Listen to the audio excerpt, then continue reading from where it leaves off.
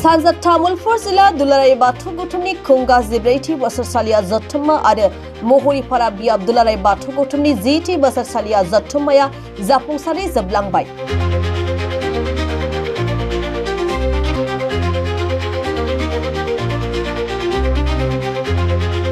गलेश्वर हालामनि बेन्दोंआव थानाय महरिपारा बियाब दुलाराय बाथौ गौथुम थानसालियाव 19, 20 आरो 21 डिसेम्बर खालि सानथामनि हाबाफारिजों सानजा तामुलपुर जिल्ला दुलाराय बाथौ गौथुमनि खुंगा 14थि बोसोरसालिया जथुम्मा आरो महरिपारा बियाब दुलाराय बाथौ गौथुमनि 10थि बोसोरसालिया जथुम्माया सानथामनि हाबाफारिजों मेहेरगोनां हाबाफारिजों मोजाङै मोजां जानानै थांबाय।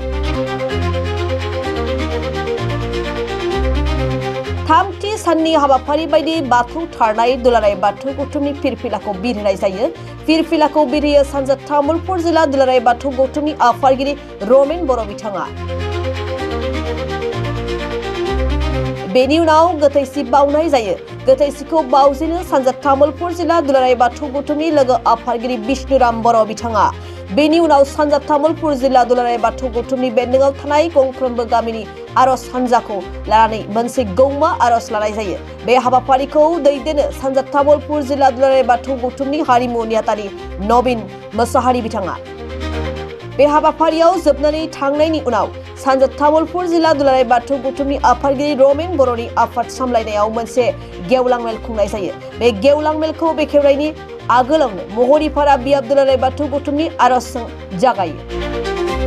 बे गेवलां मेलखौ बेखेवनानै होयो बिटिसिनि मावफुं सोद्रोमा गणेश कसारी बिथाङा बाहागो लानानै हाबाफारिखौ बेखेवनानै होयो।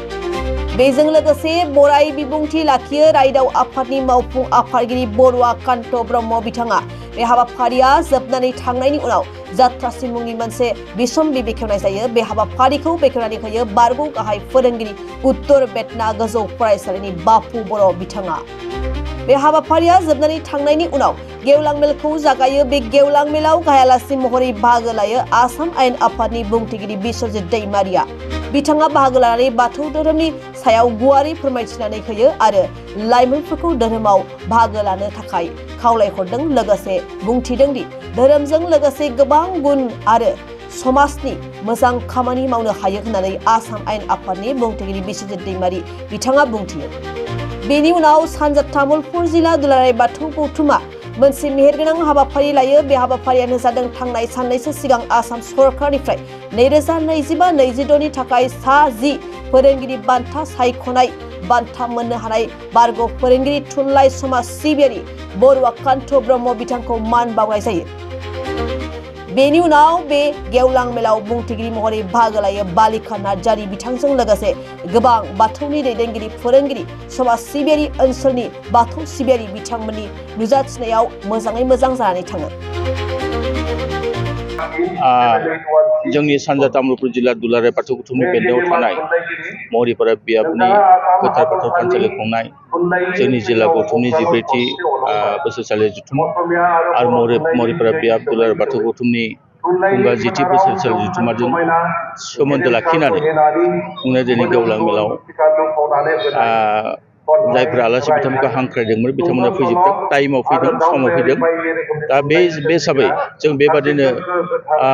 मैयानो थान्दै जथुमावबो जोंहा खथायानो थोआखै, गोबां थान्दैफोर जादोंमोन।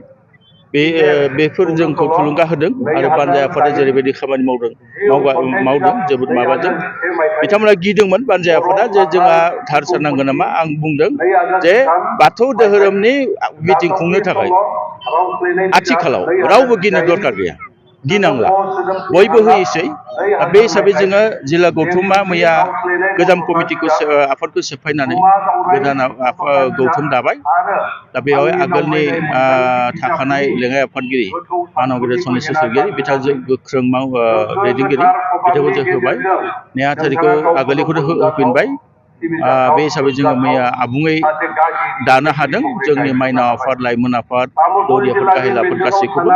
बे बेलायाव जोङो मोनसे थांखिखौ लानो लादों जे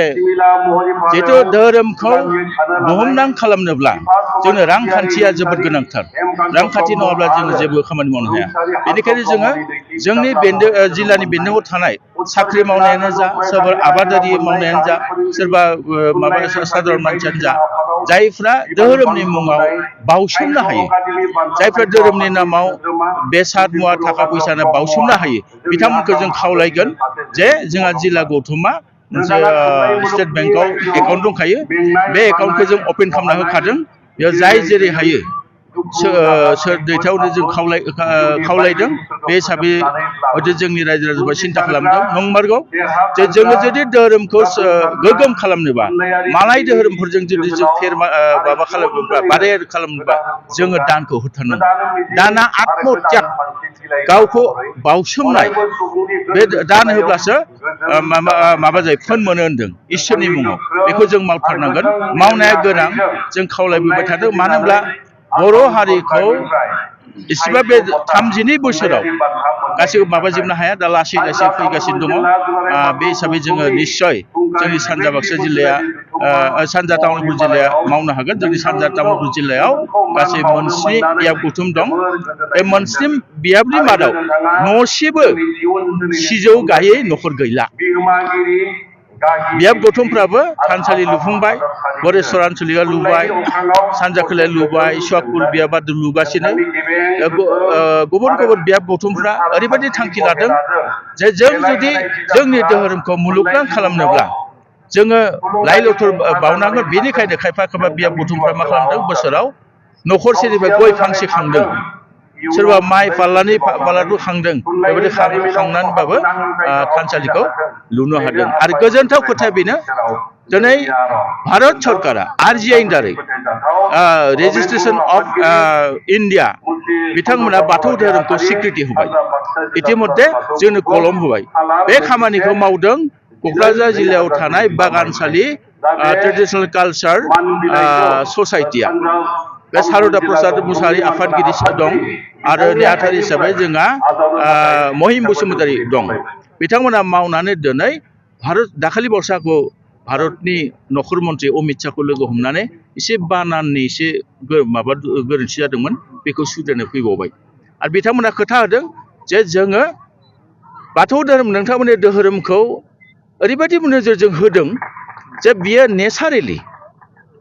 माने मिथिंगानि गेजेरजों नोंथांमोना इसोरखौ नागिरदों आरो मिथिंगा नङाबाथ' जों रावबो थांना थानो हाया गथिखे बे मिथिंगायाव दंफां लाइफां जिब जुनार हाजो हाला जेसेबां दं बे इसोरनिनो दान जायनि थाखाय दिनै राजस्थानाव मरुभूमि दं बालाहामा बेवहाय मानसिया मानो थानो हायाखै थानायनि मेन जाहोना जाबाय बेयाव मिथिंगानि दंफां लाइफां गैया आरो बेखौ जोङो जोंनि जिथु कालचार जोंनि हारिमु आरो बे मोनसे खोथाया रोखा गुबुन धर्माव थांनाय जोंनि बर'फ्रा जौगाहैदों किन्तु हारिमु बेलायाव खायफा आयदाफ्राव बिथांमोना दुखिया गोरिब किन्तु बेबादि होननानै गुबुन धोरोमखौ जे आं मुगैदों खमारसा खालामदों आं बेखौ बुंनो नागिराखै दावगादों जोंनि बर'फ्रा नाथाय दिनै खाम सिफुंखौ फोजाखांनाय बेलायाव बिथांमोना माबा होनो हायाखै बारा दा किन्तु बिथांमोना बाहायबाय मिसनारिफ्राबो बाहायदों हयथ' बिथांमोना उपलब्धि खालामदों जे खाम सिफुङा दिनै बाथौ धोरोमा गोमसारनाय लोगो लोगोनो दिनै खाम सिफुंखौ दामनो रोंनाय रोङिया उननि खोथा दिनै गंफ्रोमबो थानसालियाव नुनो मोनबाय बे जोंनि थाखाय जोबोद गोजोनथाव खौरां नङामोनब्ला जेराव खेराइ थागौमोन बेयावसो खाम सिफुंखौ नुगौमोन दिनै नाथाय खेराइ हान्जा था थानसालियाव गामियाव जों खाम सिफुं सेरजाखौ नुनो मोनसै बे जोंनि थाखाय जोबोद गोग्गाथाव बेनिखायनो जों बेबायदि दुलाराय बर' फरायसा आफाद साहित्य सभा बर'फोरनि जेसेबां संगठन दं बिथांमोनाबो दिनै जोंखौ लोगो लाफानो खामानि मावलांगासिनो जों बिथांमोनखौ साबायखर थाबाय दा बे हिसाबै गाननाय जोमनाय बेलायावबो दिनै जों मोनसे इउनिफर्म लाबोनो हाजोबाखैब्लाबो एसे नाजाबाय थानाय जादों ओंखायनो बेजों लोगोसे धोरोमजों जिहेतु शिक्षाबो सोमोन्दो दं जों इसोरखौल' सिबिबाय थाब्ला जानाय नङा जोंनि फिसा फिसौनि सोलोंथाइनि सायावबो साननांगोन बेनिखायनो जोंनि जिल्ला गौथुमा बोसोरफ्रोमबो सोलोंथाइनि मोनसे माने सेमिनार लानो थाखाय जोङो थांखि लागोन मानो होनब्ला सोलोंथाइ जुदि गैयाब्ला धोरोमखौ जों गेवलां खालामनो हानायाव जोंनि हारिया जौगानाय नङा आरो बेजों लोगोसे जोङो गोदान बिबान मोननाय बिथांमोनखौ समायखिरा लानो थाखाय बिबान गथायनो थाखाय जोङो तारिखखौ थि खालामाखै जों बगामातिनि जिथु जोंहा आसाम आयेन आफादनि मासिगिरि बिस्वजित दैमारि बिथाङा बानायनाय थानसालियाव जोङो बावैनो लागोन बेयाव माखासे जों थांखि लागोन दा बे बेलायाव नोंथांमोननि रादाब बुथुमगिरिनिफ्राय हमनानै गासैबो रायजो राजाफोरनि जों अननाय